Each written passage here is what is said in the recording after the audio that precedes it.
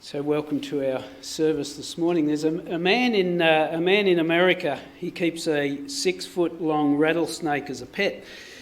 Strange choice.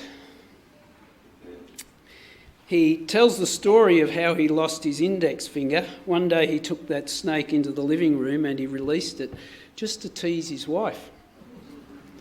Stranger choice. And as she fled in terror, he quickly took a stick and he placed it behind the reptile's head, holding it firmly to the floor. As the irritated snake twisted, the man pushed harder on that stick to maintain control. Well, the stick snapped and broke, didn't it? The snake was very quick to rip around and give him a good bite on the finger. Medical treatment did save his life, but his finger had to be amputated. Similarly, sin can be like that rattlesnake. You can tease it, you can play with it, but it'll never be satisfied until its poison is injected into your soul. And you could lose far more than just a finger. Over these last few weeks, we have seen that God has done everything. He's done everything possible to open up the way for us to come into His presence. And we come without any sense of fear. No fear of being struck down. I was thinking about the high priest in the Old Testament in the tabernacle would come in with the blood of the lamb, but came in fear. Not sure whether this blood was going to be enough or would he be struck down. We come without any sense of fear. We are loved, we are accepted, we are forgiven, we are welcomed into the presence of God. Last week in our passage it says to draw near. Draw near to God. We're invited to draw near. And the writer of Hebrews now addresses the problem of sin, of tolerating sin, even pursuing sin, and the consequences of turning away from God. You see, Judaism at the time was a recognised and approved religion within the Roman Empire. Judaism was recognised. However, Christianity was not. And Christians were persecuted under Roman permission. And so it was tempting now for some to return back to Judaism to escape persecution. And for some of these Christians too, they'd come into a new freedom as they no longer felt under the weight of their sin as they had previously. There's this freedom, this weight was lifted off their shoulders of the guilt of sin. For some of them, they now began to sense that freedom in forgiveness. They began to treat their sin less seriously. So beware. This passage today refers to those who have walked away from their faith or those who are at risk of doing so. And so these are real words of warning to us too. We're looking at Hebrews chapter 10. We'll begin at verse 26. If we deliberately keep on sinning after we have received the knowledge of the truth, no sacrifice for sin is left. But what is left? Only a fearful expectation of judgment and of raging fire that will consume the enemies of God. Anyone who rejected the law of Moses died without mercy on the testimony of 2 or 3 witnesses. How much more severely do you think someone deserves to be punished who has trampled the Son of God underfoot, who has treated as an unholy thing the blood of the covenant that sanctified them, and who has insulted the Spirit of grace? For we know him who said, "It is mine to avenge, I will repay."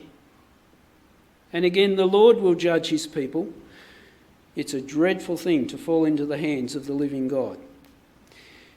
The writer doesn't want to see the saved lost. He says, if we deliberately keep on sinning after we've received the knowledge of the truth, then there's no sacrifice left for our sin. What is left is the fearful expectation of judgment and of a raging fire that will consume the enemies of God. If you deliberately sin, you keep on sinning as an enemy of God, as one who had once walked with God and talked with God, then you will face judgment, you will face a raging fire. You see, for some of these Christians, they now knew folk who no longer met together, who no longer encouraged one another, no longer spurred one another on. They knew folk who had walked away from God, no longer drawing near to God. Are you drawing near to God?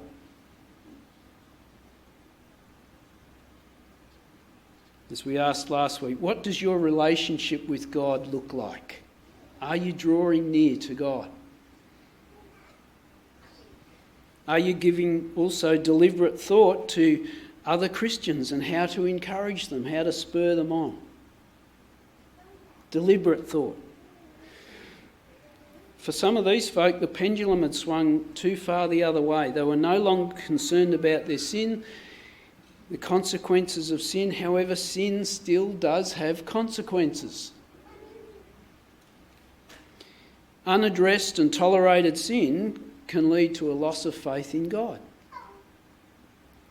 So if you deliberately keep tolerating sin, you treat Jesus' sacrifice as though it means nothing to you, then you'll face judgment.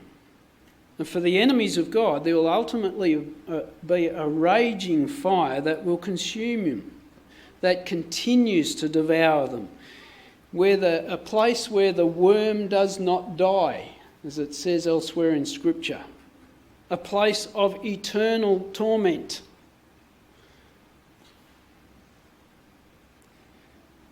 As they were brought up within the constraints of Judaism, they knew the law so well. They knew who it was who warned them of rejecting God. God reminds them, he says this, anyone who rejected the law of Moses died without mercy on the testimony of 2 or 3 witnesses. How much more severely do you think someone deserves to be punished who has trampled the Son of God underfoot? Who has treated as an unholy thing the blood of the covenant that sanctified them, who has insulted the Spirit of grace. Willful rejection of the law of Moses led to death. If 2 or 3 witnesses would testify that someone deliberately disobeyed the law of Moses, then they would be stoned to death. Disobedience was treated seriously. But where there was accidental disobedience, then there was sacrifices were offered and forgiveness was freely given, was extended. So what do you think would happen for those who disregard Jesus' sacrifice?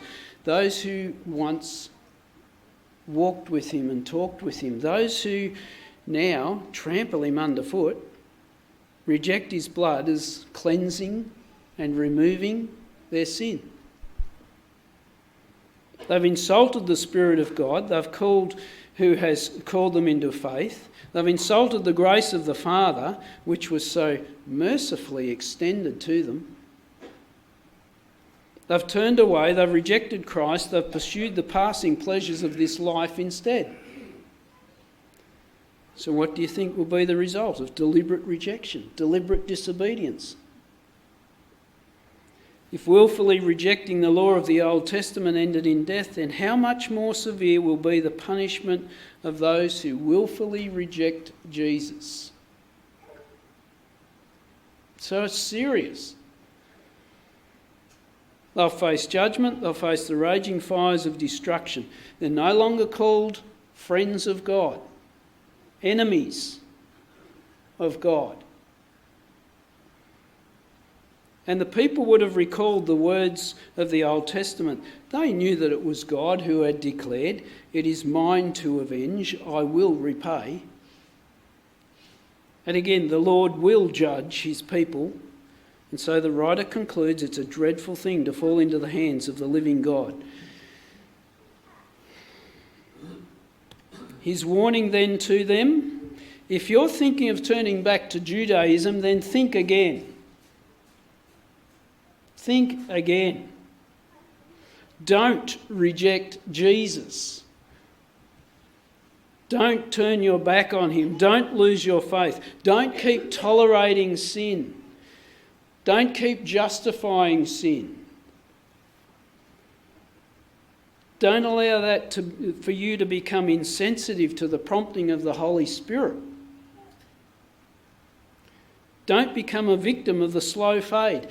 Instead, draw near to God. God is calling you to draw near to him. Hold on to the hope that you possess and consider how you might encourage and spur one another on. Now, for those of you here this morning who may have been tolerating sin, all is not lost. But draw near to God. Turn back to God. Ask for his forgiveness. Seek his mercy. As you continue to draw near to him, ask for his strength to stand firm in saying no to further temptations. We can always draw near to God, confident that Jesus' blood has paid the price for our sin, opened the way for us to keep coming back to our gracious God without fear. Keep returning to God. Draw near to God. The writer then moves into another line of thought that sometimes we handle upfront persecution and remain more faithful through those tough times than we do when life is more pleasant, more comfortable for us. And he calls them to remember their past faithfulness through tough times. Verse 32 to 35. Remember those early days after you'd received the light, when you endured in a great conflict full of suffering? Sometimes you were publicly exposed to insult and persecution. At other times you stood side by side with those who were so treated. You suffered along with those in prison, and you joyfully accepted the confiscation of your property,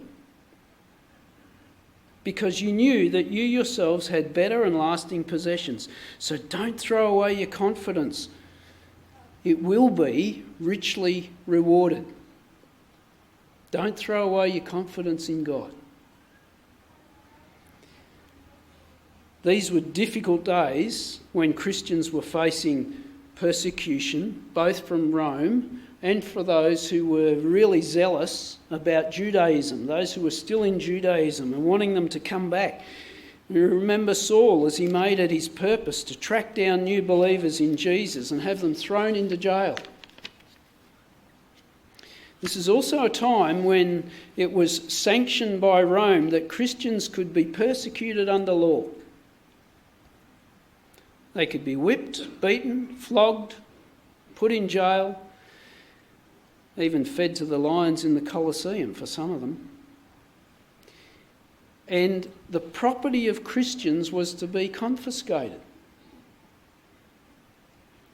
Can you imagine losing everything just because you're a Christian?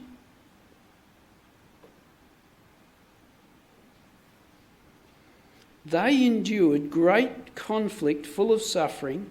They were publicly exposed to insult and persecution, yet they joyfully accepted the confiscation of their property. Joyfully. Would you or I? I somehow doubt it. They did. Why? because their confidence was in their God. Their confidence was in our God. They knew that they had a better inheritance that was eternal. Wouldn't our confidence in God be tested if we were to lose everything we owned? If you were to lose everything you owned right now, wouldn't your confidence in God be tested? Where are you, God? What's going on here? You can't allow this. But he says to these folk, you didn't let those days of persecution diminish your faith, so remember those days and remember the strength of your determination to stand firm for the Lord. Remember. So don't throw away your confidence. It'll be richly rewarded. And of course, this is not the way our world operates, is it? His encouragement to these folk is diametrically opposed to the thinking of our world. Our world seeks comfort and pleasure. Our world seeks that we escape from calamity, deliverance from trial, the favour of men. Our world demands promotion, not demotion. Our world looks for accumulation of property and wealth, not its seizure.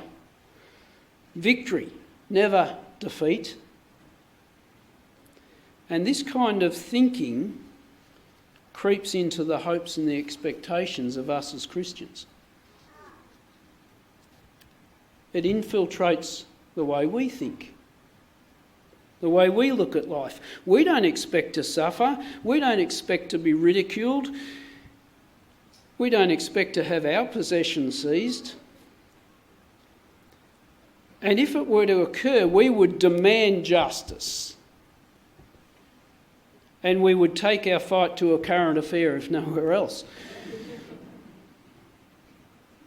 We would stand up for our rights and we would fight that justice is afforded. But verse 36 to 39, there is no argument. There is no argument for demanding justice. Verse 36 to 39, you need to persevere. He doesn't say, you need to stand up and fight for your rights. You need to persevere so that when you've done the will of God, you will receive what he has promised.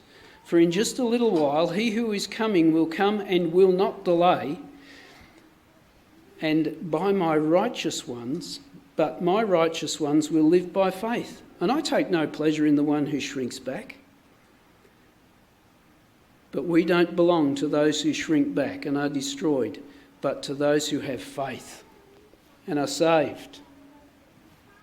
Once again, this passage is not supporting our culture's push to make sure that our rights are upheld, that justice is delivered. This passage isn't supporting that.